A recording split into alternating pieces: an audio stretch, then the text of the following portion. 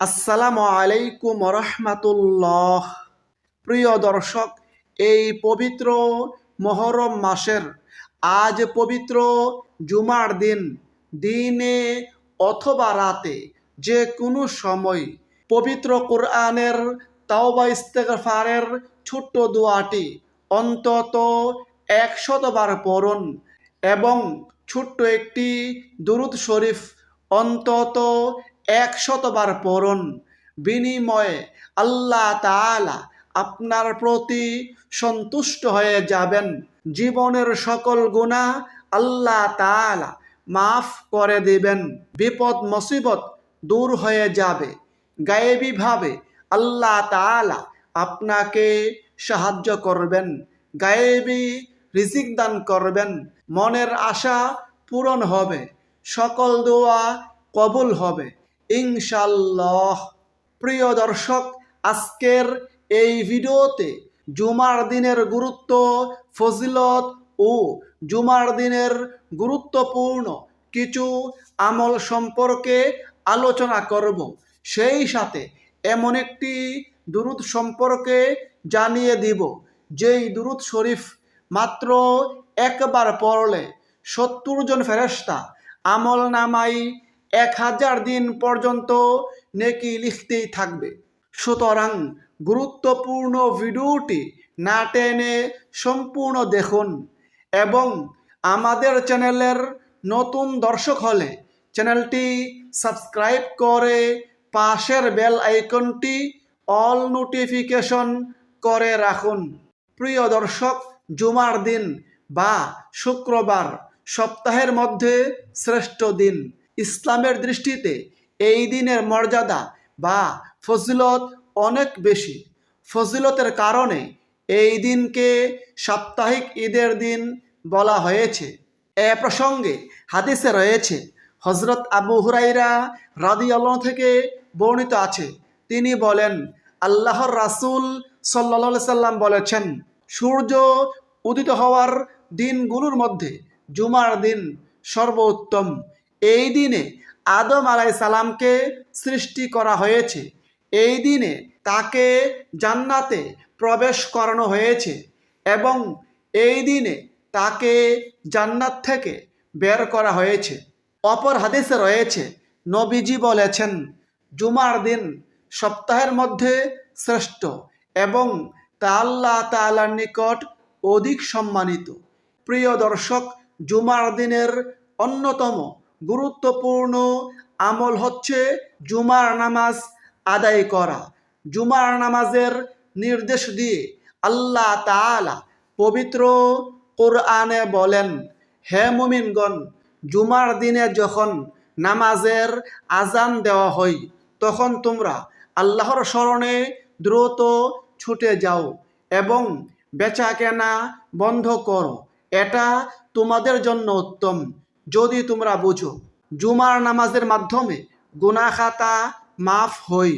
এ প্রসঙ্গে হাদিসে রয়েছে, নবীজি বলেছেন, যে ব্যক্তি জুমার দিন গোসল করলো, সাধ্যমতো পবিত্র হলো, তেল ব্যবহার করলো, ঘর থেকে সুগন্ধি ব্যবহার করলো, অতঃপর মসজিদে আসলো, সেখানে দুজন মুসল্লির মধ্যে ফাঁক করে সামনে এগিয়ে গেল না, নির্দিষ্ট পরিমাণে নামাজ পড়ল, অতঃপর ইমাম খুতবা শুরু করলে চুপ থাকলো, তাহলে তার 2 জুমার মধ্যবর্তী সময়ের গুনাহ আল্লাহ তাআলা মাফ করবেন। সুবহানাল্লাহ। অপর হাদিসে রয়েছে, নবীজি বলেছেন, 5 ওয়াক্ত নামাজ এক জুমা থেকে পরবর্তী জুমা, এক রমজান থেকে পরবর্তী রমজান মধ্যবর্তী সময়ের গুনাহ মাফ করে, যদি সে ব্যক্তি সব ধরনের কবিরা গুনাহ থেকে বিরত থাকে। প্রিয় দর্শক, এই পবিত্র জুমার দিনের অন্যতম গুরুত্বপূর্ণ আমল হচ্ছে বেশি বেশি পরিমাণে দুরূদ শরীফের আমল করা। দুরূদ শরীফ খুবই দামি আমল। দুরূদ শরীফের আমল করার জন্য স্বয়ং আল্লাহ তাআলা পবিত্র কোরআনে নির্দেশ করেছেন। এ প্রসঙ্গে আল্লাহ তাআলা বলেন, নিশ্চয়ই আল্লাহ এবং তার ফেরেশতাগণ নবীর প্রতি দুরূদ পাঠপূর্বক সালাম প্রেরণ করিয়া থাকে। হে মুমিনগণ, তোমরাও তাহার প্রতি দুরূদ পড়ো এবং সালাম প্রেরণ করো। তাছাড়া পবিত্র জুমার দিন বেশি বেশি পরিমাণে দুরূদ শরীফের আমল করার জন্য স্বয়ং নবীজি নির্দেশ করেছেন। এ প্রসঙ্গে প্রিয় নবী বলেন, দিন সমূহের মধ্যে জুমার দিনই সর্বোত্তম। এই দিনে আদম আলাইহিস সালামকে সৃষ্টি করা হয়েছে। এই দিনে তিনি ইন্তেকাল করেছেন। এই দিনে সকল সৃষ্টিকে বেহুশ করা হবে। অতএব এই দিনে অর্থাৎ জুমার দিনে তোমরা বেশি বেশি পরিমাণে আমার উপর দুরূদ পড়ো, কেননা তোমাদের দুরূদ আমার সামনে পেশ করা হয়। দুরূদ শরীফের ফজিলত প্রসঙ্গে হাদিসে রয়েছে, যদি কোনো ব্যক্তি একবার নবীর উপর দুরূদ পড়ে, বিনিময়ে আল্লাহ তাআলা তার উপর 10টি রহমত নাজিল করেন, তার 10টি গুনাহ মাফ করেন, তার আমল নামাই 10টি নেকি দান করেন এবং তার মর্যাদা 10 গুণ বৃদ্ধি করেন। সুবহানাল্লাহ। সেক্ষেত্রে প্রিয় দর্শক, আপনি যে কোনো দুরূদ শরীফের মাধ্যমে আমল করতে পারেন। আজকের এই ভিডিওতে একটি দুরূদ শরীফ শিখিয়ে দিচ্ছি। সেটি হচ্ছে আল্লাহুম্মা সাল্লি আলা মুহাম্মাদিন আবদিকা ওয়া রাসূলিকা ওয়া আলাল মুমিনিনা ওয়াল মুমিনাতি ওয়াল মুসলিমিনা ওয়াল মুসলিমাত। প্রিয় দর্শক, আজ পবিত্র জুমার দিন, দিনে অথবা রাতে যে কোনো সময় অন্তত 100 বার এই দুরূদ শরীফের আমল করুন। প্রিয় দর্শক, এই পবিত্র জুমার দিনের অন্যতম গুরুত্বপূর্ণ আমল হচ্ছে বেশি বেশি পরিমাণে ইস্তেগফারের আমল করা। ইস্তেগফার খুবই দামি আমল, খুবই গুরুত্বপূর্ণ এবং ফজিলতপূর্ণ আমল। ইস্তেগফারের আমলের মাধ্যমে আল্লাহ তাআলা আমলকারীর প্রতি সন্তুষ্ট হয়ে যান। আল্লাহ তাআলা ইস্তেগফারের আমলকারীর জীবনের সকল গুনাহ মাফ করে দেন। এ প্রসঙ্গে আল্লাহ তাআলা ওয়াদা করে পবিত্র কোরআনে বলেন, আর যে ব্যক্তি মন্দ কাজ করবে কিংবা নিজের প্রতি জুলুম করবে, তারপর আল্লাহর কাছে ইস্তেগফার করবে, ক্ষমা চাইবে, সে ব্যক্তি আল্লাহকে পাবে ক্ষমাশীল ও পরম দয়ালু। আল্লাহ তাআলা পবিত্র কোরআনের অন্য স্থানে বলেন, হে আমার বান্দারা, তোমরা যারা নিজেদের প্রতি সীমাহীন জুলুম করেছ, অন্যায় করেছ, তোমরা আল্লাহর রহমত থেকে নিরাশ হইও না। নিশ্চয়ই আল্লাহ তোমাদের সব গুনাহ ক্ষমা করবেন, তিনি ক্ষমাশীল পরম দয়ালু। প্রিয় দর্শক, আমরা চলতে ফিরতে, উঠতে বসতে, কাজে কর্মের ফাঁকে ফাঁকে কতই না গুনাহ করে থাকি। তারপরও যদি আমরা আল্লাহ তাআলার কাছে ইস্তেগফার করি, মন থেকে তাওবা করি, ক্ষমা প্রার্থনা করি, তাহলে অবশ্যই আল্লাহ তাআলা আমাদেরকে মাফ করবেন, সেই সাথে আমাদেরকে জান্নাতে প্রবেশ করাবেন। এ প্রসঙ্গে আল্লাহ তাআলা ওয়াদা করে পবিত্র কোরআনে বলেন, হে মুমিনগণ, তোমরা আল্লাহর কাছে খাঁটি তাওবা করো, আশা করা যায় তোমাদের রব তোমাদের গুনাহগুলো ক্ষমা করবেন এবং তোমাদেরকে এমন জান্নাতে প্রবেশ করাবেন যার তলদেশে ঝর্ণাগুলো প্রবাহমান। প্রিয় দর্শক, তাছাড়া ইস্তেগফারের আমলের মাধ্যমে দুশ্চিন্তা, পেরেশানি, বিপদ, মুসিবত দূর হয়ে যায়। আল্লাহ তাআলা ইস্তেগফারের আমলকারীকে গায়েবীভাবে সাহায্য করেন, গায়েবী রিজিক দান করেন। সেই সাথে ইস্তেগফারের আমলের মাধ্যমে আল্লাহ তাআলা আমলকারীর সম্মান বাড়িয়ে দেন। আল্লাহ তাআলা আমলকারীকে দুনিয়া এবং আখেরাতে সম্মানিত করেন, দুনিয়া এবং আখেরাতের কল্যাণ দান করেন। সেই সাথে যাদের সন্তান হয় না, ইস্তেগফারের আমলের মাধ্যমে আল্লাহ তাআলা তাদেরকে সুসন্তান দান করেন। ইস্তেগফার এতই গুরুত্বপূর্ণ এবং ফজিলতপূর্ণ আমল যে আমাদের প্রিয় নবী প্রত্যেক দিন 70 থেকে 100 বার আল্লাহ তাআলার কাছে ইস্তেগফার বা ক্ষমা প্রার্থনা করতেন।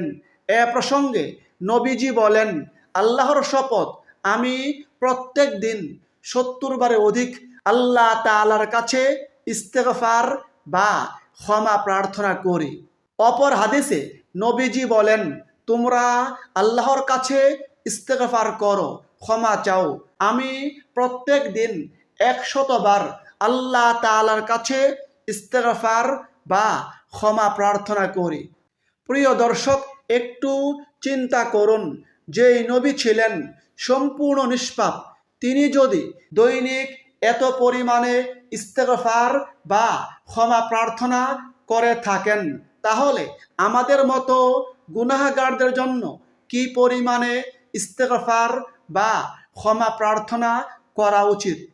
সুতরাং আমাদের প্রত্যেকের উচিত প্রত্যেক দিন রাসূলের অনুসরণে বেশি বেশি পরিমাণে ইস্তেগফারের আমল করা। বিশেষ করে এই পবিত্র জুমার দিন অন্তত 70 বার ইস্তেগফারের আমল করুন। কোরআন এবং হাদিসে ইস্তেগফারের অসংখ্য দোয়া রয়েছে। সে সকল দোয়া থেকে যে কোনো দোয়ার মাধ্যমে আমল করতে পারেন। আজকের এই ভিডিওতে পবিত্র কোরআনের ছোট্ট একটি তাওবা ইস্তেগফারের দোয়া শিখিয়ে দিচ্ছি। এই দোয়াটি আজ পবিত্র জুমার দিন অন্তত 100 বার পড়ুন। দোয়াটি হচ্ছে, রব্বি ইন্নী যালামতু নাফসি ফাগফিরলি। অর্থ, হে আমার প্রভু, নিশ্চয় আমি নিজের প্রতি জুলুম করেছি, অন্যায় করেছি, অতএব আপনি আমাকে ক্ষমা করুন। প্রিয় দর্শক, এবার আসুন এমন একটি দুরূদ শরীফ সম্পর্কে জানিয়ে দেই, যেই দুরূদ শরীফটি মাত্র একবার পড়লে 70 জন ফেরেশতা 1000 দিন পর্যন্ত আমল নামায় নেকি লিখতেই থাকবে। সেই দুরূদ শরীফটি হচ্ছে, জাযাল্লাহু আন্না মুহাম্মাদান মা হুয়া আহলুহু। এই দুরূদ শরীফের ফজিলত প্রসঙ্গে হাদিসে রয়েছে, হযরত আব্দুল্লাহ ইবনে আব্বাস রাদিয়াল্লাহু আনহু থেকে বর্ণিত আছে, যে ব্যক্তি এই দুরূদ শরীফটি একবার পড়বে, বিনিময়ে আল্লাহ তাআলা ফেরেশতাদেরকে তার জন্য 1000 দিন পর্যন্ত নেকি লিখার নির্দেশ দেন। অপর হাদিসে রয়েছে, এই দুরূদ শরীফ একবার পড়লে আগামী 1000 দিন পর্যন্ত নেকি লিখার জন্য আল্লাহর ফেরেশতাগণ ব্যস্ত হয়ে পড়েন। অপর হাদিসে রয়েছে, এই দুরূদ শরীফ একবার পড়লে 70 জন ফেরেশতা 1000 দিন পর্যন্ত আমল নামায় নেকি লিখতে লিখতে ক্লান্ত হয়ে যাবে। সুবহানাল্লাহ। প্রিয় দর্শক, আজ পবিত্র জুমার দিন এই সকল আমল করার পাশাপাশি আসরের পর থেকে মাগরিবের আগে যে কোনো সময় আল্লাহ তাআলার কাছে দুহাত তুলে প্রার্থনা করুন, মুনাজাত করুন। আল্লাহ তাআলা আপনার দোয়া কবুল করবেন, মনের আশা পূরণ করবেন। কারণ হাদিসে রয়েছে, নবীজি বলেছেন, জুমার দিনের 12 ঘন্টার মধ্যে একটি বিশেষ মুহূর্ত এমন আছে যে তখন কোনো মুসলমান আল্লাহর নিকট যে দোয়া করে, আল্লাহ তাআলা তার সেই দোয়াই কবুল করেন। সুবহানাল্লাহ। অধিকাংশ ইসলামিক স্কলারগণ বলেছেন, সেই গুরুত্বপূর্ণ সময়টি হচ্ছে জুমার দিন আসরের পর থেকে মাগরিবের আগ পর্যন্ত। এবার আসুন আল্লাহ তাআলার কাছে কিভাবে প্রার্থনা করবেন, মুনাজাত করবেন সে সম্পর্কে জানিয়ে দেই। প্রিয় দর্শক, এই পবিত্র জুমার দিন দিনে অথবা রাতে যে কোনো সময়, বিশেষ করে জুমার দিন আসরের পর থেকে মাগরিবের আগ পর্যন্ত যে কোনো সময়ে এক জায়গায় বসে চুপি চুপি প্রথমে ইস্তেগফারের ছোট্ট দোয়াটি অন্তত 3 বার পড়ুন।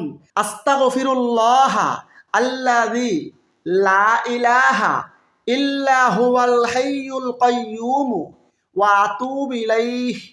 তারপরে ইসমে আজম বা মনের আশা আকাঙ্ক্ষা পূরণের দোয়াটি অন্তত একবার পড়ুন। আল্লাহুম্মা ইন্নী আসআলুকা বিআন্নাকা আনতাল্লাহ লা ইলাহা ইল্লা আনতাল আহাদুস সামাদু আল্লাযী লাম ইয়ালিদ ওয়া লাম ইউলাদ ওয়া লাম ইয়াকুল লাহু কুফুয়ান আহাদ। তারপরে কমপক্ষে 3 বার দুরূদ শরীফের আমল করুন। সেক্ষেত্রে আপনি যে কোনো দুরূদ শরীফ পড়তে পারেন। আপনি চাইলে এই ছোট্ট দুরূদ শরীফটি পড়তে পারেন। আল্লাহুম্মা সল্লি ওয়া সাল্লিম আলা নাবিয়িনা মুহাম্মাদ। তবে উত্তম হচ্ছে দুরূদ ইব্রাহিম পাঠ করা। 3 বার দুরূদ শরীফ পড়ার পরে সর্বশেষে 2 হাত তুলে বিনয়ের সঙ্গে আল্লাহ তাআলার কাছে এই জীবন যৌবনের সকল গুনাহের কথা স্বীকার করে ক্ষমা প্রার্থনা করুন। আল্লাহ তাআলা সকল গুনাহ মাফ করে দিবেন। সেই সাথে আল্লাহ তাআলার কাছে দুশ্চিন্তা পেরেশানি থেকে মুক্তি লাভের দোয়া করুন। বিপদ মুসিবত থেকে মুক্তি লাভের দোয়া করুন। ঋণ থেকে মুক্তি লাভের দোয়া করুন। এভাবে সকল প্রয়োজনীয় দোয়া করুন। আল্লাহ তাআলা সকল দোয়া কবুল করবেন, মনের সকল নেক আশা পূরণ করবেন ইনশাআল্লাহ। আল্লাহ তাআলা আমাদের সকলকে আমলগুলো করার তৌফিক দান করুন। আমিন। আসসালামু আলাইকুম ওয়া রাহমাতুল্লাহ।